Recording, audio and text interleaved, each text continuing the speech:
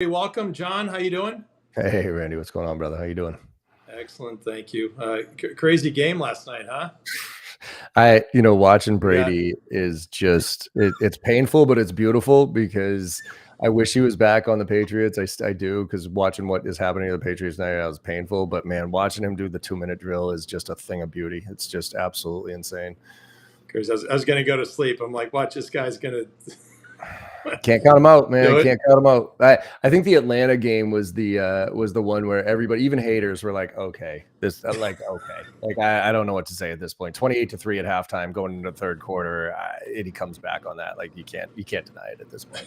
Yeah, Anybody who's sitting there trying to say that he's not the greatest of all time, I'm not even willing to have the conversation with him. So yeah, amazing.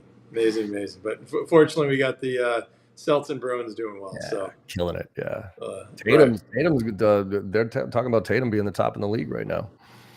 Like Awesome. best player in the league takes over Kevin KD. Garnett. Yeah. Cool. All right. So anyway, everybody, thanks for joining. We are very excited to have the legendary John Barrows on. He's does a lot of things, but if there's one we have to pick, CEO of Sell Better by JB Sales. Our title topic is the future sales rep is going back to the past, but with better tools. We're brought to you by, as always, Sales Community. For those that are members, great. For those of you that are not, you can go to salescommunity.com and look in the upper left-hand corner. And we've got a free link there where you can get a free membership. Lots of great content to learn more and sell more. And John is on our advisory board, like all the podcast folks. So thanks for that, John. Absolutely. Thanks for having me. And our sponsor today is Convertive. They're a great consulting firm that helps sales and marketing teams exceed goals by optimizing their technology and data stack. They're the only company I know of that makes sure that you get the right data from all your different software tools. I always say it's interesting within the tech world, you got all these different kind of VARs, consultants, solution providers, but within the sales tech stack world, you just kind of have all the different companies that look after themselves and really don't have anybody that's kind of boutique and nichey that can kind of I guess the old days we'd say kind of GUI interface, but we kind of make sure that right hand and left hand works together. So definitely check out Convertive. And a little bit about John. So he lives in Woburn, Mass. Interests besides work are travel, his family, 12-year-old daughter, and you did a cool book on sales for kids too, right? Yeah, that was a fun little project called "I Want to Be in Sales When I Grow Up." It was a nice book that I did with my daughter to kind of connect with her when she was 5-6 years old and help her understand a little bit what Daddy did, and also try to put together something that elevated the profession at a different level. Because no kid ever says, "I want to be in sales when I grow up," and I think we need to change that. Awesome. So Tucker, maybe we can post that. Sorry for putting you on the spot, Tucker. So it's what's it again? So it's "I want to be in sales when I grow up." So if that's the actual website too, Okay. or you could be like JBarrows/book, and it'll take you to the website. That'll show you the background and little videos of her practicing her pitch and stuff like that. So it's fun. So awesome. That's great. And then we only were trying to figure out. I think we only met just at Dreamforce. Ashley says I need to grab that book. Yeah. DM me, by the way, John M. Barrows. DM me, and I'll have my daughter autograph it for anybody out there if anybody wants. Oh, awesome.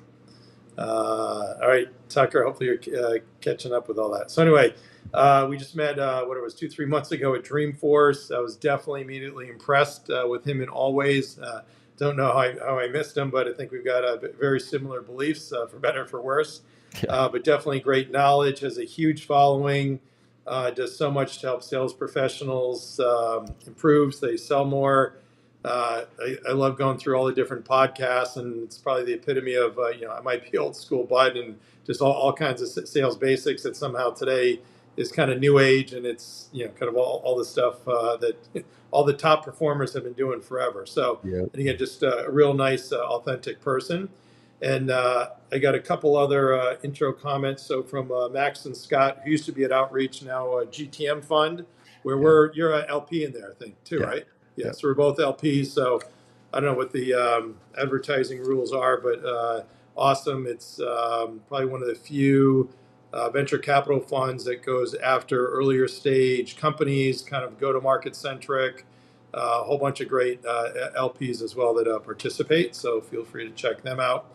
So anyway, from Max and Scott, they say John's a really good guy who's been in the SaaS sales training space forever and trains some of the fastest growing SaaS companies on the planet, including Salesforce. I don't think I know a person who has a negative thing to say about John. Super high integrity guy and one of the hardest workers out there. And of course, we're fortunate to have him as an LP in the fund. So that was nice. And then from your own Chris Merrill says, Oh boy. no, it was all good. I'll get. I got to take the high points here.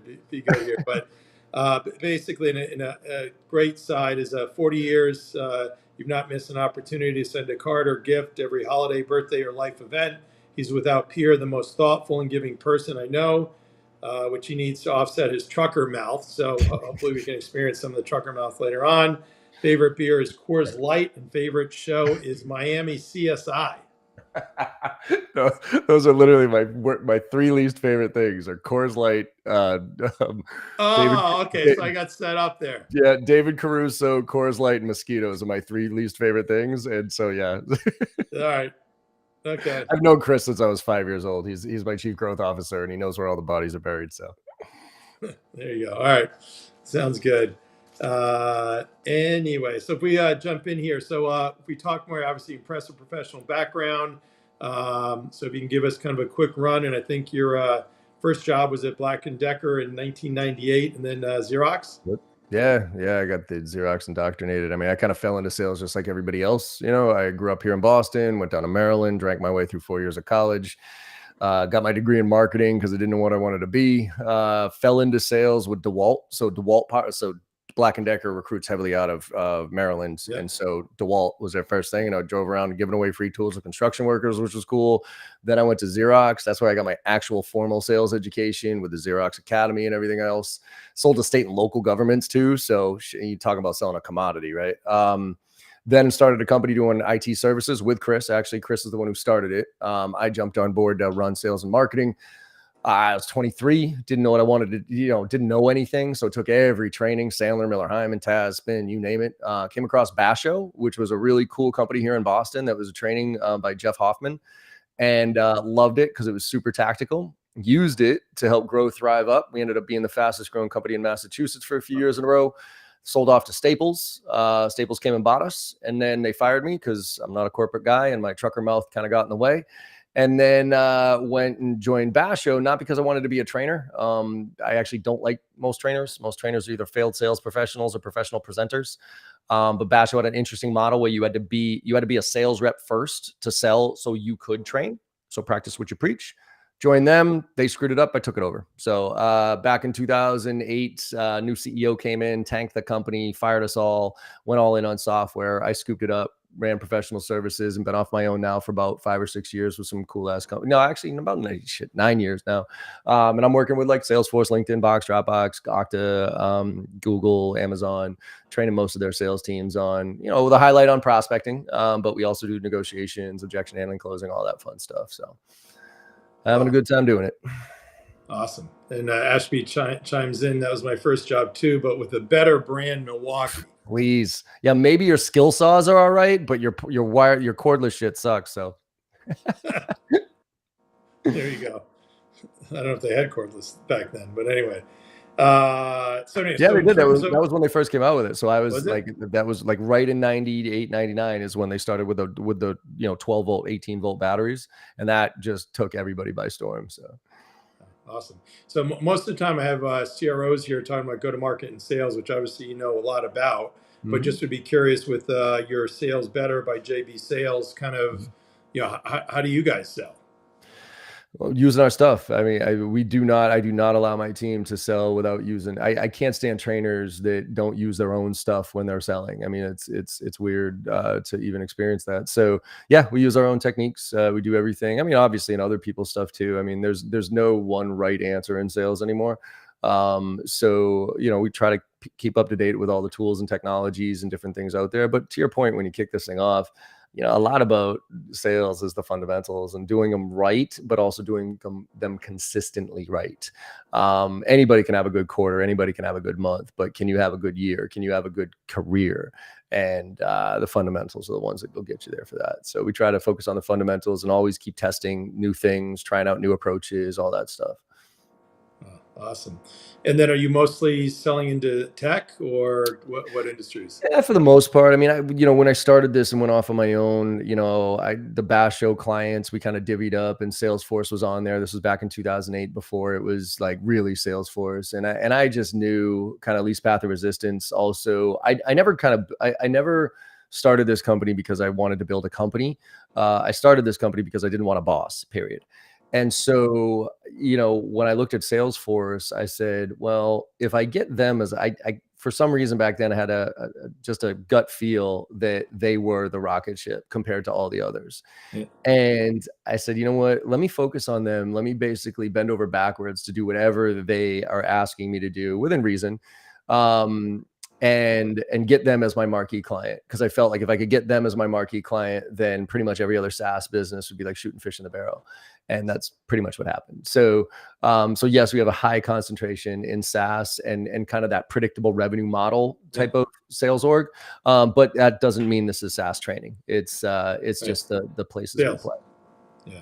And then what kind of levels do you usually sell into? Kind of who recommends, who's the decision maker, all that.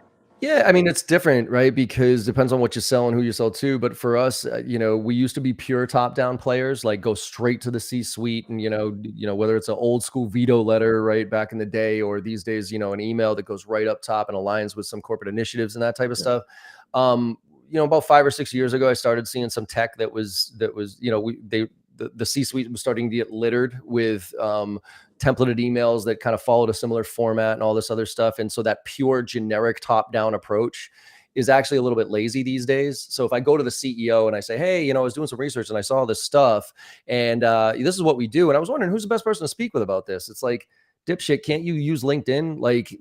Right. This, it should be pretty evident these days who the best person is to have that conversation with. So there's a little bit of that, but then there's the bottom up approach, which I think a lot of people look at from like a PLG standpoint, like a product led growth approach, where it's you get it into users and then you go up. But the bottom up approach also, from gathering insights at the bottom layer and almost looking at it as design thinking for sales. So design thinking is usually product, right? Where it's like Apple, they don't just come up with a product and say, we're smarter than you, use it. Apple watches the way we work and how we do things. So when they come up with stuff, that's why like the iPad was so intuitive, right? It's like, it just works. It makes sense because it's design thinking. Well, we can do the same thing in sales.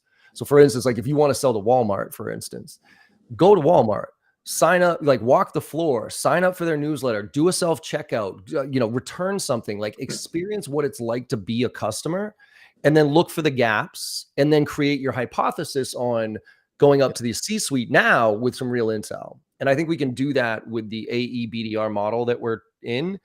BDRs, SDRs not only should be able to get meetings, but they should be able to gather insights from the inside of that organization that they can then give to the AE to create a hypothesis, a business use case to go after the executive. So I think it's not one or the other, it's both, and they're not mutually exclusive. And when done right, you should be able to kind of navigate as long as you're speaking the right language to the right level. That's awesome. So from internally for you, do you have any openings you're hiring for? We don't have any direct openings, but we're always hiring. So I'm always looking for talent. I don't believe in like a hire. Okay, we're going to hire now. I always look for good talent. And if I come across good talent, we always bring it on board, but we hire very specifically on values first. We don't look for skills first. We look for values. And the values for us are family. Let me make sure. Yeah. Family, give a shit, care, make it happen, authenticity, and continuous improvement. And if you got those values and you're on board with our why of elevating the people in professional sales, and you're good, then we'll find a spot for you. That's awesome. So moving on, our title topic is the future sales rep is going back to the past, but with better tools. Tell us more about that, John. Yeah, I'm a big believer right now. We're in a transition phase. I think we're teaching the robots how to do our job. It's like back in the old manufacturing days with a person, you got that guy sitting on the manufacturing line stamping out widgets, and he's like, I'm the best widget guy ever. Right. And you're like, yeah, but there's this technology, there's no way technology is going to be able to do these widgets like me. Well, okay. I think we're there with the sales tech stack and what's happening right now. Like there's so many SDRs and BDRs right now who are literally going through the motions. I fundamentally don't understand why organizations do this. They take marketing, and marketing creates the messaging because they don't let they don't trust the sales reps with messaging. So they create the messaging. They then give it to sales, pretending like it's different than marketing. And then they stuff it into these cadences. And all these reps do is press play, right? They literally just press play. They make their 50 dials in a day. They send their cadences. And I'll be straight with you. I mean, I'm watching technology right now write better emails than a rep ever could. I mean, take something like a Grammarly and those type of things and tie them together with some AI, and I can actually create it. There's AI bots right now that can send personalized emails and write them better than any rep I've ever seen. And so I think with that, a lot of sales professionals right now who are going through the motions, I don't want to say they're going to get wiped out. They're just going to move over under marketing and operations and be salaried level positions. But we're going back to full cycle sales. So forget about this predictable revenue model here for a minute. Yeah. I actually think the predictable revenue model is a horrible model at this point. It's great for us as businesses to scale. You bring in cheap talent, young, right out of school, beat the crap out of them. They make a bunch of cold calls, then they evolve, right? But that is not customer centric in any way, shape, or form. What customer wants to be handed off 4 times before they actually talk to somebody who knows what they're talking about? So you have this, and plus, I think the average life cycle of a sales rep is like 18 months now or 16 months right now. So all this like model of like, hey, let's bring in cheap talent and train them, you're not getting the benefit in the future because they're bouncing and going someplace else. So we're going to move back to full cycle sales supported by real account-based marketing and real artificial intelligence. So if you think of almost like Iron Man or Iron Woman, you got Tony Stark as the human, right? And Tony's got everything. He's good looking. He's smart. He's wicked rich, right? But without the suit, Tony is going to get smoked by all these aliens, right? So he has to create the suit. Well, the suit works, but without Jarvis, it doesn't really work, right? So now you have the rep, the tech, and the AI all together, and now you're Iron Man. And so that's where I genuinely believe things are evolving to. I don't think sales is going to be replaced because until computers start buying from computers, like once computers buy from computers, then we're screwed. But until that happens, when there's that human interaction, there's still a great need for sales professionals, but the ones who are good and great, not the average ones. Those are ones going to get replaced. Gotcha. And would you say there's just so many, we're talking before, but there's just so many sales basics that used to be kind of must-haves, from a behavior perspective, I'll say, 20 years ago. And now those things seem to be more kind of luxuries as opposed to the must-haves, and kind of what's happened to the skill set of the sales professional. It's tough. I think that they get trained on the technology before they get trained on skills. You know what I mean? So it's Yeah. so they lean on the technology because they don't have any skills, and then they miss the human factor of it, and then it'll probably frustrate them because the results aren't there, and then they'll probably get out of sales pretty quick. I mean, there was a stat I read a while back. I don't know if it's still valid, but effectively 3 out of 4 people that get into sales every single year get out. Right? Because it's that tough of a profession. Well, it is, especially if you're not getting educated on it, especially if you're not getting the skills to help succeed and making it interesting, and you're just being turned into a robot asking to make 50 dials or whatever it is a day. So, I think the good news is that there's about 100 universities right now that are actually you can get your degree in sales. And so I think it's starting to be educated at that level. But still, we're playing catch up. And I think too many people are trying to skip a few too many steps. I'll give you a quick example here, like cold calling. Okay. A lot of people wonder, is cold calling still like a valuable component of the sales process, right? As far as, getting leads and getting meetings. And, we can argue, connect rates and all this other stuff. And it's really not valid. When was the last time anybody got a call back? Fine. Okay. And I'll have that argument with you. But I fundamentally believe that you have to get your ass kicked on the phones for a little while to start your career, because it's going to show what kind of grit you have. It's going to help you develop skills that you would never develop otherwise.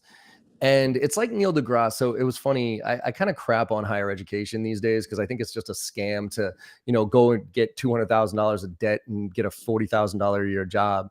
And I kind of joke about like calculus, like who the hell needs calculus, right? But Neil deGrasse brought something up that I thought was interesting. He said, look, everybody craps on calculus because nobody uses it except for PhD nerds and stuff like that.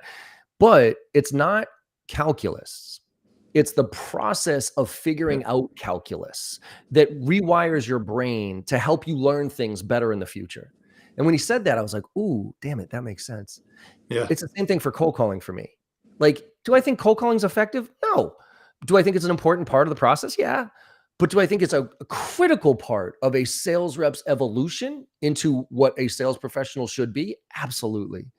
Right. Yeah. So I think those are the things that are lacking. And the one more piece I'll say is I am worried now with COVID, because I'm guessing you and we didn't talk about you getting into sales when we got together, but I'm guessing you did a whole, I mean, just because of who you are and what you do, that you've done a lot of networking early in your career, continue to do, right? Face to face, meeting people in a networking event right?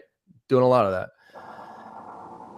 I did that my entire like 5-6 years. I went to every networking group I could go Right. to. We used to have user groups back in the Yeah, day, right? exactly. I would BNI and all these different things, and then I would go to the events at night and I would shake hands, kiss babies, all that stuff, Yeah. and all those skills to be able to interact with people in a face to face, reading body language, Right. seeing people avoid you, opening up, like that was so valuable to me. And now that we're in this virtual world where reps like they basically go to school remotely and then they move into the workforce and they're remotely Oh, and yeah. they have none of this. And it's the same thing with the going into the office. And people are probably going to hate this. I think that a sales rep has to be in the office for the first 2 years of their sales career, Yeah. because you learn so much just by being around other Yeah. people and listening in and osmosis and all that other stuff. So I just think it's a critical part that I'm worried right now is being ripped away from their development, which is why I think we're, 80% are going to move under operations and marketing, because it's easier to click buttons and do all this other stuff than to actually have a conversation with somebody. Yeah. Before we met at Dreamforce a week before, I was out at SaaStr, and I was literally walking around, and they didn't know who I was or what I was. And I was probably a lot older than everybody else, so they should figure, okay, maybe I'm a decision maker. But they were so awful. I'd be like, Oh, "Aren't you going to say anything?" He's like, so "Well, what do you mean?" I'm like, "This is a trade. It's a big ass trade show outside. I'm walking by your booth. I'm pausing to look. What are you waiting for me to kind of give you an order?" And I can't tell you how many conversations I had. I'm like, what are you thinking about? we did that at Inbound. So it was hysterical. It was one of the first events I had attended for a while, right? And look, we all, got to knock the dust off a little bit, all of us, right? So I hadn't been Yeah, but out. this is your walk. You're not cold calling. Somebody's walking by right No, there. but that's my point. Like, so what was hysterical to me as a 46-year-old man who, used to network every day, all day, and was ripped out of it for a while and plugged back in, like guys like you and we could jump right back in and start to engage and start to carry a good conversation and not let it be awkward, not be pitching you, hey Randy, I got the right, that type of thing. But a lot of the like the newer kids in sales, because they hadn't been out in front of people and they maybe graduated college in COVID and not had that personal interaction, the awkwardness was so real. Like you'd be sitting there, like me, you, and somebody else would be sitting in like just talking to each other, and there'd be that that rep that would stand there like just a little bit far outside and just kind of like, and try to like sneak their way into the conversation. And I'd be like, finally, I'd be like, look, dude, just come on into the conversation. Just like, you're weirding me out right there. Like you're creeping me out. Like get into the conversation. And then when they got into the conversation, it'd be like, so, we're the leading provider. And I'm like, good Lord, kid, like just relax a little bit here. So just that dynamic is such a, I'm worried that they're not getting that exposure to be able to converse with people in a real way without always coming across like they're pitching them or something. Yeah. Then you say, what do you do when you got your friends at a bar? Like, are you not able to converse and whatever? Crazy. Yeah. So we have, thanks for those that commented. So, as a reminder, this is LinkedIn Live. You can hear us or see us. We cannot see you, but anything you post, we got Tucker behind the scenes as always, so we'll get to it as best we can. I'm going to skip over Ashley's technical stuff that I don't understand on Power Tools. But anyway, Tom Hannafin said, yes, we once called it a Rolodex. Yep. That's the other thing, right? You got this friggin' LinkedIn talking about shooting fish in a barrel. how easy is it to you, as you said before, right? Okay, you're not going to go to the CEO and say, hey, who's in charge of this? Because you already know. I mean, the old days, you had to actually call through the secretary or the admin and go figure it out. And now you got everything right there, right? And again, that's an example of something that I'm glad happened for me. I started networking far before LinkedIn came out, right? And Oh, yeah. I wrote down my number here. I was LinkedIn member 36,541. So literally one of the first, and I think the first 15,000 members on LinkedIn were dummy accounts just to show that they had some people on the Huh. platform. So I was super early, but it automatically made sense to me as soon as I saw it. Oh, I yeah. didn't even know what it was, but I was like, "Oh, okay." And all it did was allow me to take what I did every day, all day, and now put technology to it to optimize the hell out of it and be a lot more efficient. That's what I'm going back with the technology. It's like we teach the technology first, and then we Yeah. try to reverse engineer the skills. You know what I mean? I'd Yep. rather if I was running a full blown sales org, I actually wouldn't give. I would teach on business acumen for the first month. I wouldn't even teach them about the product. I would just teach them about Oh, how to yeah. have a conversation in business and what Totally. a CEO cares about, what a CRO actually cares about. Have some CROs and CEOs into the team to talk to them about that.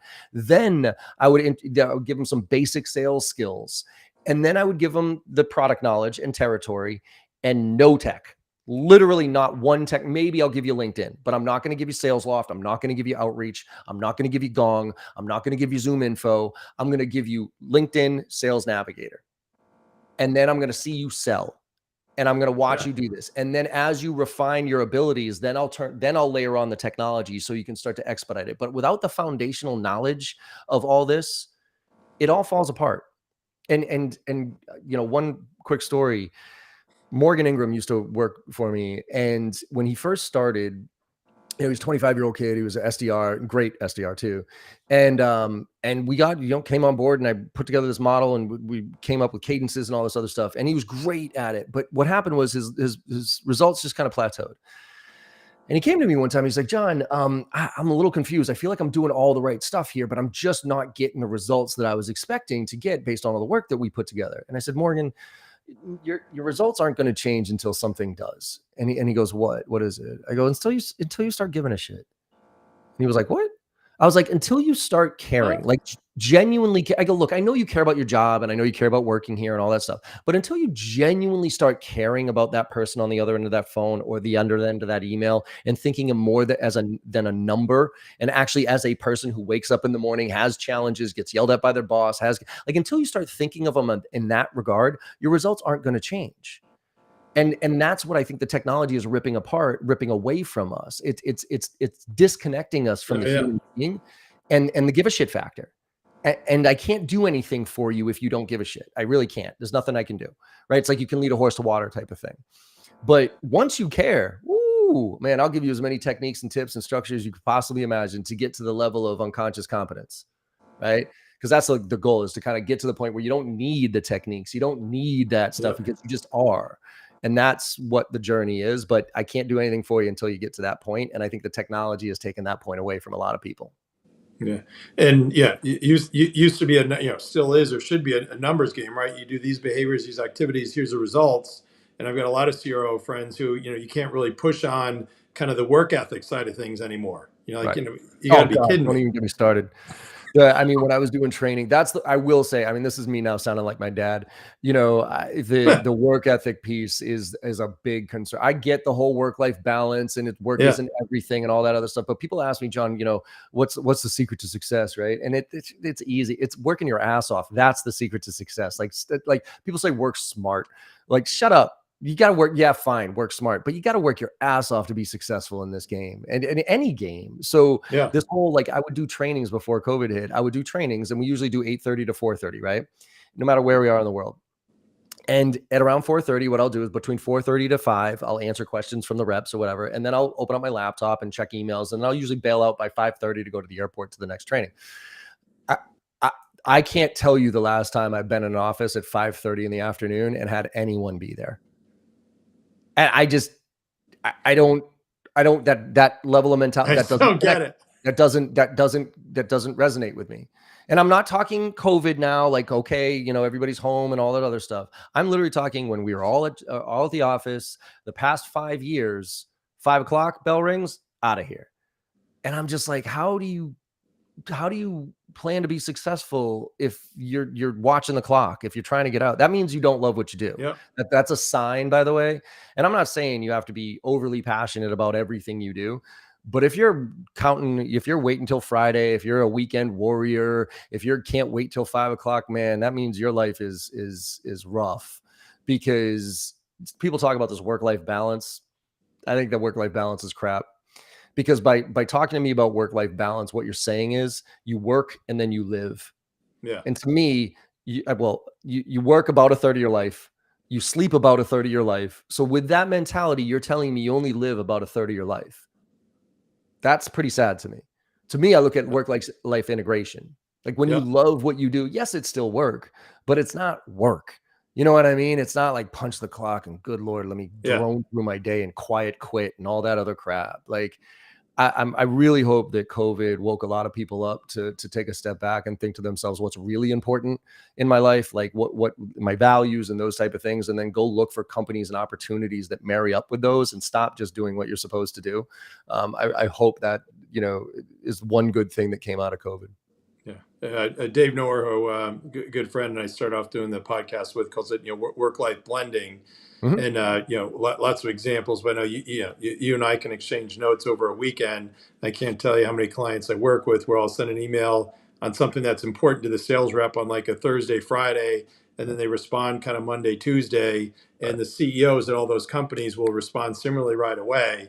And you don't want to be a total jerk, but it's the old, hey, can I give you some feedback just so you know? Here's how I operate. Here's how your CEO operates.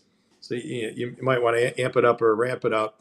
And then talking about 5 o'clock, when I was at EMC, Jack Egan, who's a great longtime exec there, he had an admin, Eileen, who was awesome.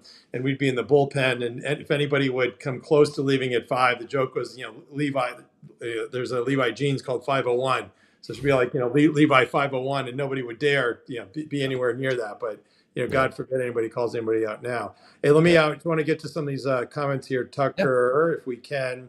So Mark Stevenson, great sales leader, says cold calling expertise is critical in sales, but it is a life skill. Totally is. And totally, if you want to find a future mate, it's probably also good off hours as well. Rick Diana, who's a awesome talent agent. He's actually one of the few where, not necessarily a recruiter, but if you're looking, he'll kind of help you, kind of, not that you need sprucing up, but kind of spruce you up and get you out there. So he says Tom Hanovan or Card File, talking about the Rolodex. And then Rick goes on to say, Mark, every human being might be well served to make a few cold calls sometime during the career. Grit, absolutely. Cold calling, not a bad term. Rick's on fire here. Mark says, super point, connecting with emotional IQ, more fun to feel like you're making a difference all day long.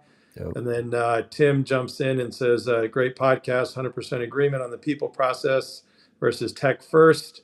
And question for you here, John, are you seeing your clients acquiring more tech or taking a pause and consolidating for 2023?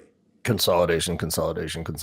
I'm seeing it all over the place, especially with the down economy right now. Everybody's looking to cut costs. And I think what happened over the past few years, I think everybody's freaking out about these layoffs. And to me, these layoffs, a lot of it is just, especially in the tech SaaS space, it's just a correction because they were over bloated with the funding. Plus performance management, right? God forbid they do performance managing. So just a lazy excuse out. More times than not, the person deserved to be let go, for lack of better words, right? Exactly. So I think that's what's happening. But I think with that, now they're looking at the tech stack and realizing they were over bloated on the tech stack, because the challenge in the tech stack right now, it's weird. It's we do this a lot with the tech stack. And so if we think about way back in the day, right, dating both of us, but computers started with mainframes, right? So there was the centralized hub, and then you got these dumb terminals to everybody else. And then it went to the personal computers. It's like, oh, cool. Now we got personal computers. Everybody's got their own shit. And then it went back to the cloud. Right. And then we went back to, so it's the same thing with these platforms. You have point solutions that then kind of grow up and become platforms,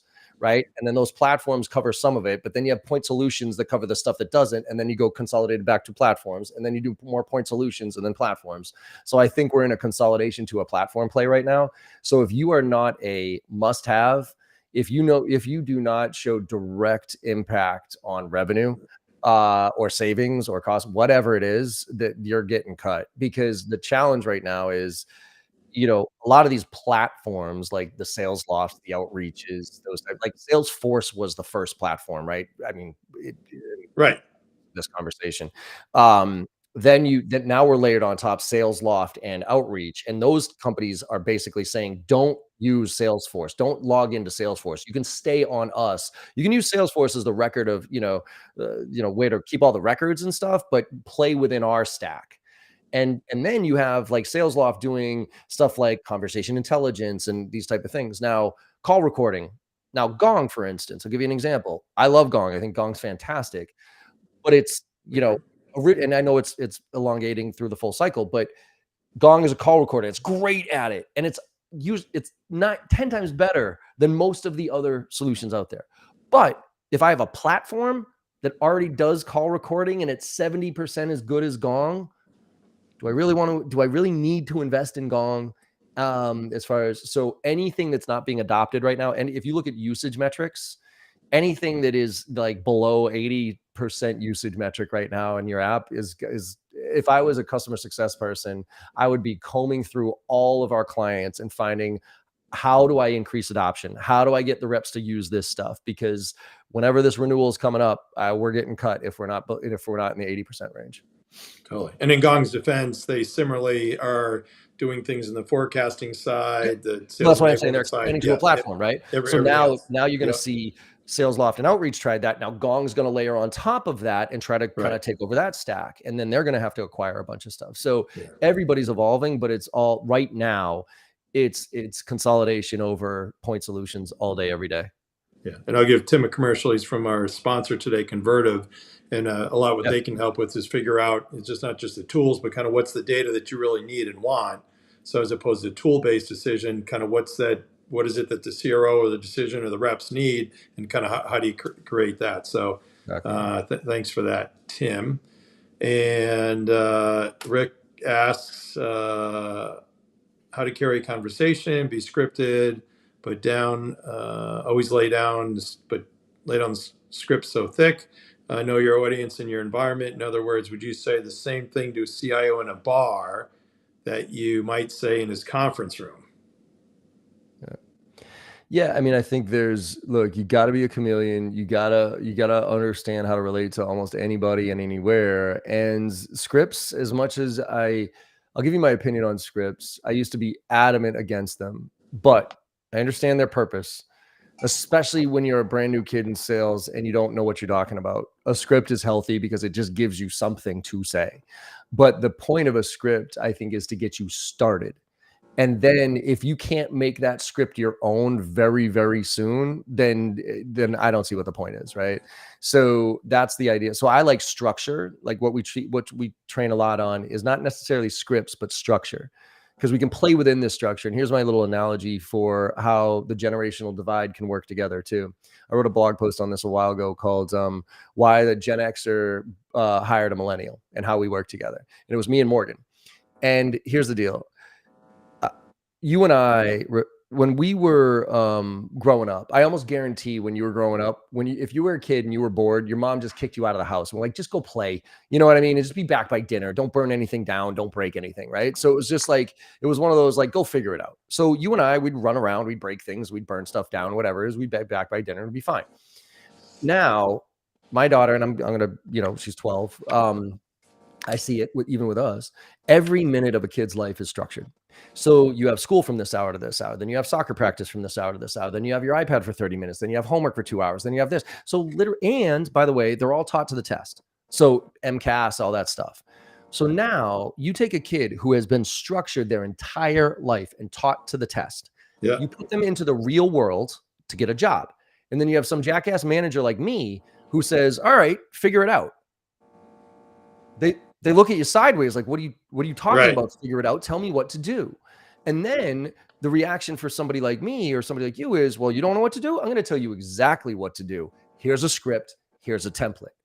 And you give a kid who is taught to the test and structure their entire life a template or a script, they will read the template, they will send the template, they will read the script, and they will put no thought into it. Now, on the flip side, you put structure on me, and I'm guessing the same thing with you. If I try to put structure on you, you're probably like, I don't like this. There's got to be a better way. I'm gonna break this. Don't put structure on me. But we like building structure.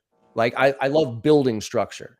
So the generational component of this is Gen Xers and above need to create the structure that the generations under us can thrive within. Because if you give them guardrails and some guidance, they will execute within the structure better than you and I ever would. But without that structure, they're literally all over the place. You know what I mean? And they don't know, they'll stop and be like, I don't know what to do at this point. And they'll just wait for somebody to show up. And again, I'm being massively generalized here, but it's I see it day in and day out. Yeah, amazing. So moving on here, what about advice for those impacted by recent layoffs in tech sales? Think of it. I probably think of it as a blessing in a lot of ways to give yourself a chance to recenter on what's important to you.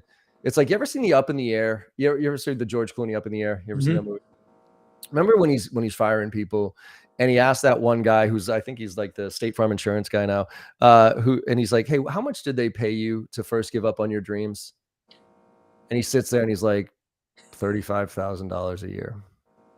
And he's like, now that you've gotten fired here, which could be the worst thing, you could look at it as a horrible thing. Why don't you go back and when you were, like, to think about what you actually wanted to do as opposed to what you thought you wanted to do. And so I think right now is an opportunity for a lot of people. Look, I say this all the time. I don't think you can be successful, really genuinely successful in sales unless you genuinely believe in what you do. Like, if you don't believe in what you're selling, sales is my opinion here, sales is the transfer of enthusiasm. If you believe that strongly in what you do, and look, not that you're the best in general, but you're the best for this situation, right? Then it's a transfer of enthusiasm. And I'll give you the story of how I got fired. Like, let's put it this way. I was the top rep in every job I've ever had. Okay. We get acquired by Staples. We're the fastest growing company in Massachusetts. I'm the guy. Like, I am literally, you cut my arm, you bleed blue. I stood up and give the rah-rah speech every single week for the company and everything else, right? I get fired, right? After a year of just getting my ass handed to me in the corporate world. I get fired. And even though I knew it was wrong, I still was fighting to keep this job because I don't quit, right? And even though I knew in my gut it was wrong, they fired me. And at first I was like, oh my God, what the hell? I've never been fired before in my life. This is like holy. But then a couple of days later, in my little woe is me mentality, I said, well, shit, now what? Right. And because I had been in IT services for 7 years, outsourced IT services, selling to the SMB market. And I'm like, is that what I am? I'm like, am I an IT sales guy? I'm like, crap. I'm like, I don't even like computers. I hate IT. I just want them to work. And I was like, so what? Oh man, what do I do? And my wife is the one who helped me. She goes, well, let's take a look back at your career and find out, why were you the best rep at each one of the jobs that you had? So let's look at DeWalt. Why were you the best rep at DeWalt in the region? And I said, well, I don't know. DeWalt power tools were pretty badass. Like, they were kind of, I don't want to say easy to sell, but they were pretty badass. Right? Okay. Xerox. Why were you the best in the region at Xerox? Well, I don't know, copiers, right? But at the time, Xerox was the best in the industry, right? Thrive Networks, my company. It's not that I like the technology; it was the people. I believed the people, right? So when I looked at it, I said, actually, it doesn't matter what I sell; it matters that I believe in what I sell, and that changed everything for me. So now, what I encourage people to do right now is go through the value exercise. If you just got laid off, go through the value exercise. You can Google it, say, I want a core value exercise. And usually what it is like 50 core values. You choose 20 of them, then you get down to 5, and then you prioritize those 5. And if you really think through those values of yours and you center and you are like, these are my values, this becomes now your decision stack. Because what you can do is now you can marry this up against companies, opportunities, customers, and do they align with your values? Because when they do, look, if you and I have shared core values, we can argue a lot, but we're going to come to a place of agreement at the end and a place of respect. But if you and I are off on core values, we're just going to yell at each other. Yep. So I can't work for a company that doesn't have good values. I can't work for a leadership that doesn't align with my values. That's why I can't work with the Glenn Glary, Glenn Ross types of the world. That's just not my value when it comes to sales. I don't believe in Wolf of Wall Street. I don't believe in sales done boiler room style. I'm more of a Tommy Boy guy. You know what I mean? Like, that's the best sales movie on the planet, Tommy Boy, because it's genuine. You know what I mean? Like, he was trying to be his dad in the beginning. You know, you could stick your head up a butcher's ass, but no, that's not it. And then, like, Helen, you look like a Helen. Let me tell you why I suck as a, right? And then all of a sudden he saves the town. I mean, that was a genuine, real, he was trying to help. He just didn't know how to do it. You know, and that to me is what sales is. And so I think just go back and recenter what's important to you, and then go find companies. Don't apply for jobs. Don't put your resume in on the stupid HR thing. Find companies that you want to work with, and go see what their values are, and then go up to the executive and say, hey, these align. I'm looking for my next challenge. Who could I talk to about having this? And I don't want to talk to HR yet. I want to talk to somebody who's been in the role so I can get some perspective here and go from there. I promise you, you'll get more opportunities that way than you will submitting 50 resumes a day. That's great. And there's a quick tidbit. I mean, something I always like to say is take the opportunity to get feedback, because, you know, they're going to call it right sizing or reduction in force, but chances are you got let go versus somebody else because of something in performance or what you did or how you do it. So in a very, you know, kind of authentic, unassuming way, just say, what could I do different or better? What would be any coaching? What would be any feedback? And that's probably invaluable to that individual, because a lot of times people are not self-aware enough to want to be on that continuous improvement path. So it's a tip I always like to say for those. I'm going to move on here. What about, I know you're doing a follow-on book on sales to those that are in high school or college. So what's your advice for people that want to break into tech sales? Talk to people in it. You know what I mean? I think the biggest key is, again, start with values first. Start with values first, then go look at products. And the easiest thing to do here is look at products that you might use already, right? And you look at anything, look around your office, look around, like, think about the technology that you use and just be like, I kind of like this tech, and let me go check a look at that company, see if they're, a good company. And then let me go see if I can, but I would, once you identify the values, and once you identify kind of some of the products that you could see yourself believing in selling and having that transfer of enthusiasm, then just hit up some reps on LinkedIn and be like, hey, can I just pick your brain for, I looked through your background, I looked through your history, you got an interesting one. XYZ companies on my list. I was wondering if you maybe give me 15 minutes to chat about what it looks like as an internal, as a job there, and what a day in the life looks like. Learn that, see if it matches up, and then from there, go and apply your job from there. Awesome. And Ashley, maybe following up, I think she's probably with Gong. So she said there's a few tools we need to update your knowledge on. So look forward to that. And they're a great Actually, company. I challenge you to know more tools than me, but feel free to try to educate me. I'm go. partners with Gong. I'm partners with SalesLoft. I'm partners with Clay.io. Like, you name the technology, Ashley, we know it. So I'll go toe to toe with you if you want. There you go. They're also great sponsors, Sales Community. Gong's one of my favorite. They're my favorite blog by far. And Gong, their platform, and the conversational intelligence and what they're doing all the way through the sales cycle is definitely the next level, like I said. Yeah, awesome.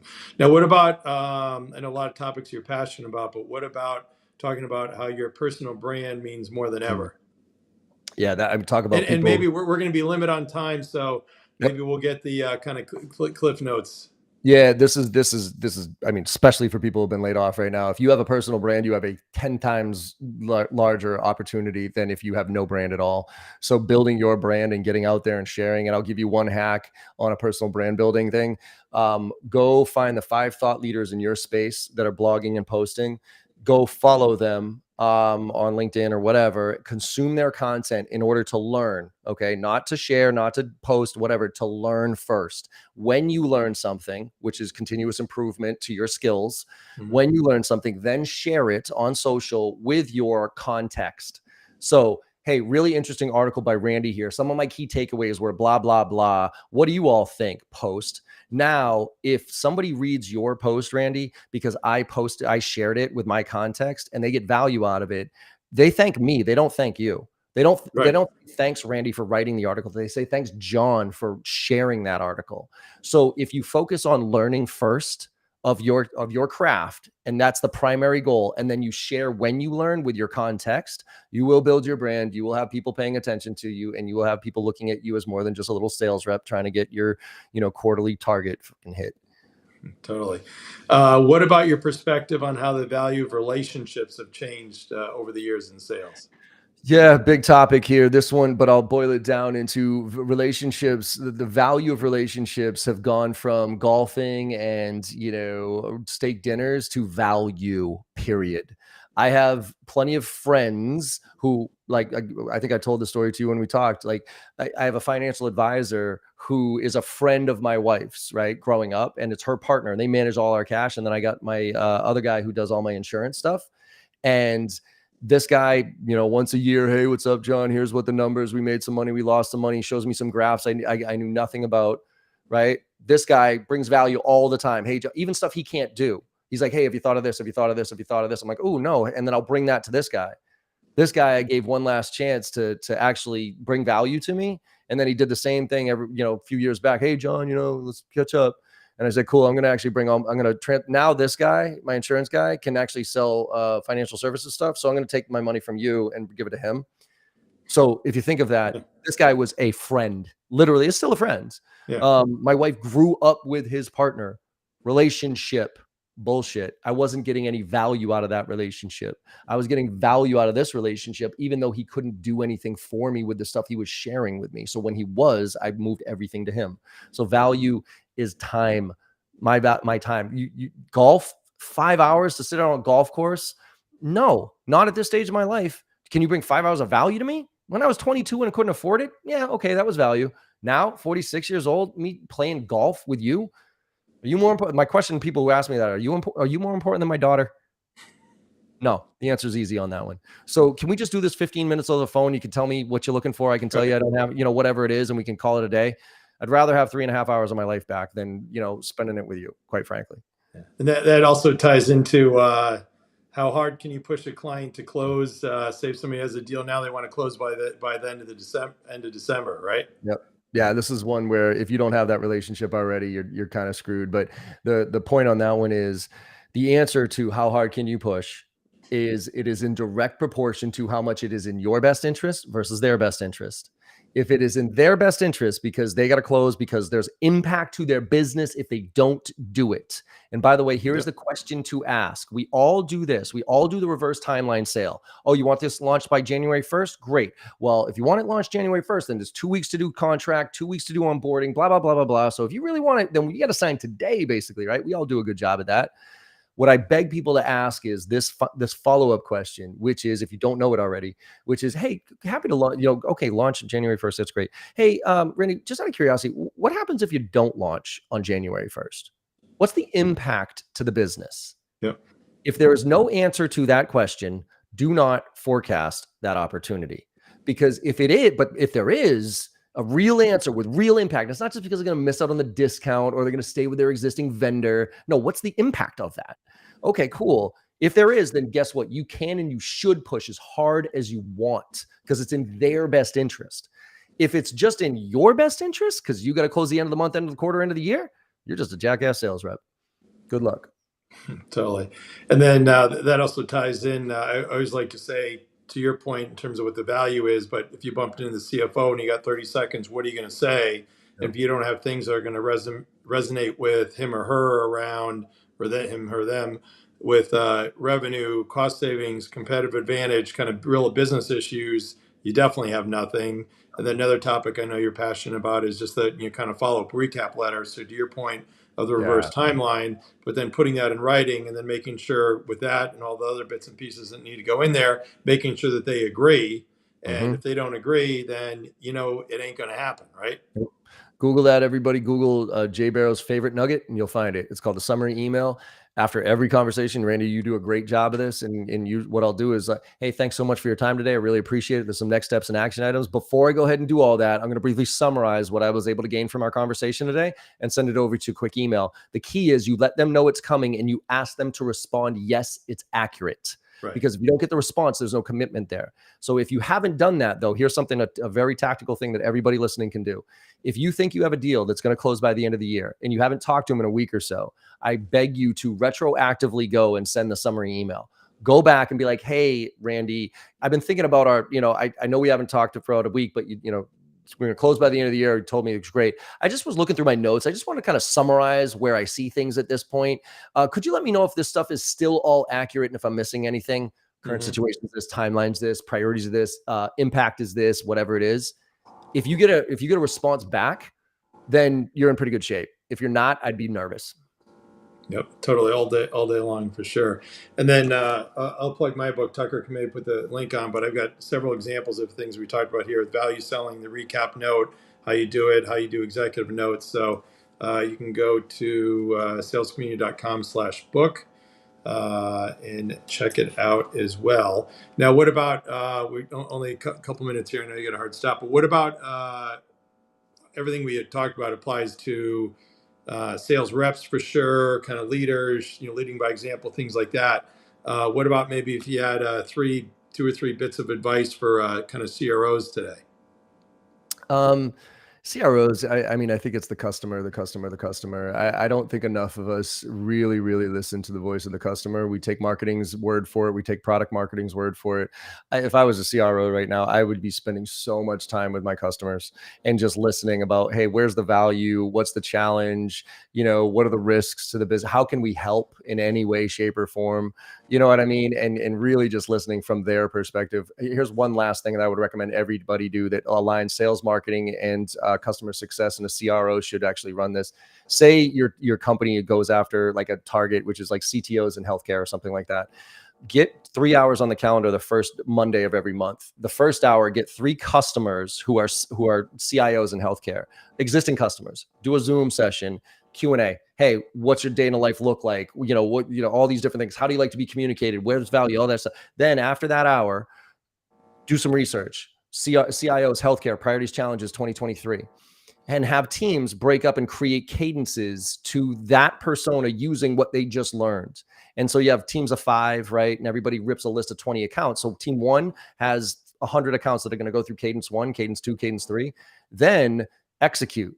And then it's easily coachable and is easily measured. And at the end, you look at what worked and what didn't work, and then rinse, repeat, rinse, repeat, rinse, repeat. That aligns marketing, that aligns sales, that aligns customer success. And those all are CRO responsibilities. So something super tactical. If I was a CRO, I would be coordinating that. And then I'd be talking to as many customers as I possibly could to figure out what's really happening out there. Awesome. Love it.